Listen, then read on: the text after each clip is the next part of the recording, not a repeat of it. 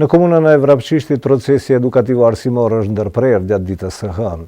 Nga sektori i arsimit në komunën e Gostivarit njoftuan se vendim zyrtar për ndërprerjen e procesit të mësimor në shkolla nuk ka, mirëpo në disa lokalitete ku mungon kushtet elementare si pasojë e ndikimit të motit, mësimi është ndërprerë.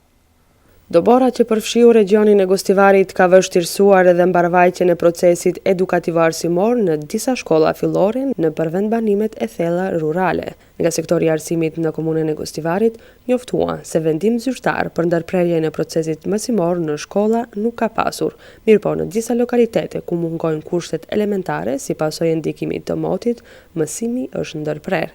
Qeramedin Selimi, udhëheqës i sektorit për arsim, njoftoi se kryesisht shkollat në vendbanimet rurale janë të hapura, por është vërejtur mungesë e konsiderueshme e nxënësve. Në shkollat ku ka pasur ndërprerje të procesit edukativ arsimor, orët dhe ditët e humbura do të kompensohen brenda kohës.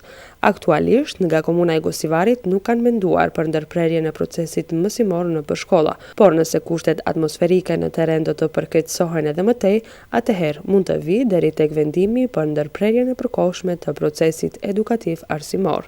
Ndërkohë, në komunën e Vrapçishtit, procesi edukativ arsimor është ndërprerë gjatë ditës së hënë. Kryetari i komunës së Vrapçishtit, Bajram Kadria, theksoi se disa shkolla fillore të komunës së Vrapçishtit ndodhen në vendbanimet e thella rurale, ku aktualisht kushtet atmosferike janë vështirësuar tej mase, andaj është marrë vendimi për të gjithë shkollat që procesi edukativ arsimor të ndërpritet dhe ditët e humbura të zëvendësohen gjatë periudhës në vazhdim. Prej Ministrisë së Arsimit dhe Shkencës ende nuk kanë pranuar asnjë rekomandim që ndërlidhet me situatën e krijuar në terren.